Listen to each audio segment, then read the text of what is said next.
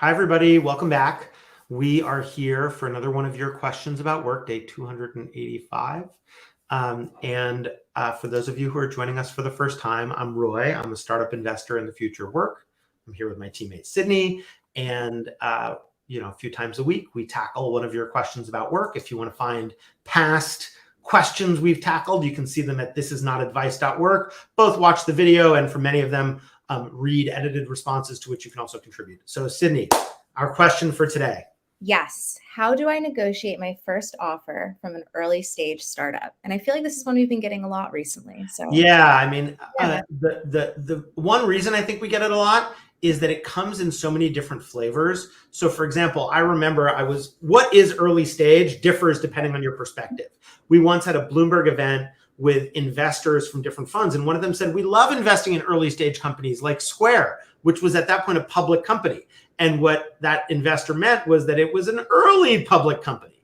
And so what is early? And I guess I just say, I divide it into companies that are pre-product market fit, just trying to figure it out, and companies that are post-product market fit, usually more heavily funded, growing, ...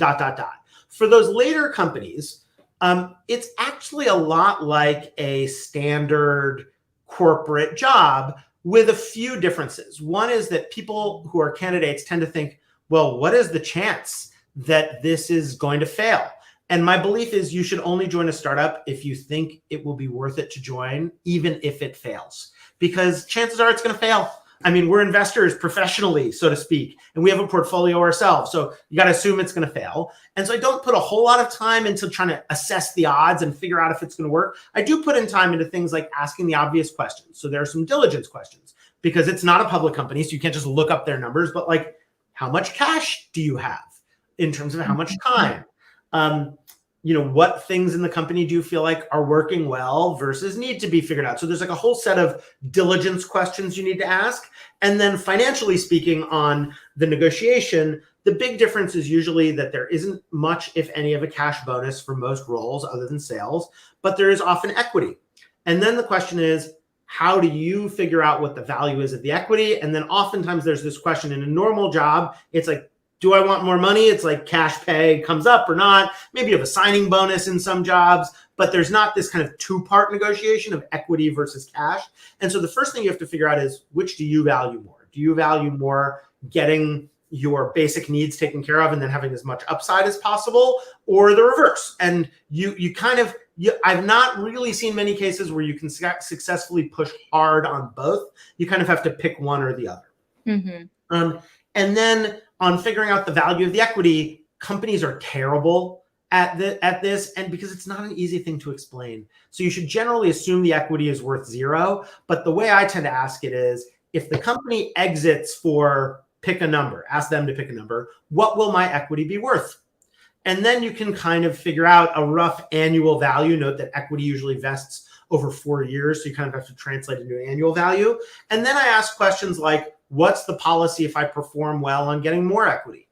Or if I'm 2 years in, I mean, sometimes some companies now do equity on an annual basis. I think Stripe now does this. So those are a few of the questions you can ask, but you learn a lot from how much information the company is willing to share with you. And then you got to triangulate. You have to make friends with other people who are startup aware and triangulate with them. And then the thing I'd say about even earlier companies is it's all the same, except it's all even more fictional. So like, how much will my equity be worth if the company is worth X? Usually in earlier companies, you can ask, what percentage of the company will I own? So instead, sometimes they'll describe it in terms of the number of shares, but it's like, I don't know, is 50,000 shares a little or a lot? It depends on how many shares outstanding there are. And I'd say very early companies, this is horrible for me to say as an early stage investor. The only rational reason to join an early stage company as an employee is because you have no other choice. It's almost always better to found the company as a very early employee, or it's okay to be irrational, to say, I just love the mission so much, or I trust the people so much. But early stage founders are great at creating irrational reasons for people around them. Because if you're irrational, it's sort of like that George Bernard Shaw quote of the reasonable person sees the world as it is and adapts to it. The unreasonable person sees the world as it is and adapts it to them. Therefore, all progress depends on the unreasonable person. It's kind of like that. So those are some of the things that I think about. I don't know, Sydney, what did I leave out, or what else are you curious about that you would be asking about? Well, I think salary negotiations can be hard in any circumstance, especially if you're coming in at a mid to junior level, right? And so balancing these two of equity and salary can feel really intimidating. Do you have any recommendations of people to reach out to kind of get answers to some of these questions? Well, there are now places where you can look online Mhm. and find, there are various websites where you can find comp. But part of the job of being an employee or a person in any industry is making friends. And so you got to find ways to make friends who are in similar circumstances. And if that doesn't come naturally to you, tough shit. It's a skill and it has value. And, work on it, or else don't have the value of the information. Right. Get on Twitter. We all have to do it. Get on Twitter, use LinkedIn, and you'll find people are often really happy to talk. One tip of where to go is oftentimes some of the best sources of information are departed employees of that startup. If you look on LinkedIn and find people who have left and you have some tie to them directly or indirectly, and sometimes you can even reach out to them cold if you have to. Mm-hmm. Hey, I'm considering joining that company. I saw you left. Would love it if you can give me a beat on it. Yeah. What a great and forward way to build connections and also get insight into the company that you potentially will be with for the next 4 or 5 years. That's right. That's right. Yeah. And oftentimes people encounter, I'll just say, what they're really worried about is what I call the mom problem. Is my mom's really proud of me because I work at pick your company, Google, and she won't know what I'm doing if I join this startup nobody's ever heard of. And that's changing. None of our moms ever know what we're doing anyway. Yeah, that's true. It's true. But some people really do feel this. Yeah. And there's no amount of discussion with a startup that's going to get you over the mom problem.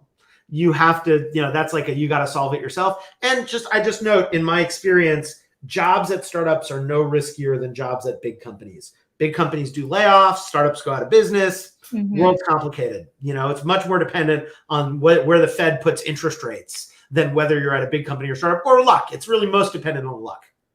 So those are my thoughts. And if folks want to see this and other questions we've tackled, again, you can go to thisisnotadvice.work. And the reason we say it's not advice is because we're not telling you how to live your life. You got to decide for yourself. We're just giving you what our experiences have been.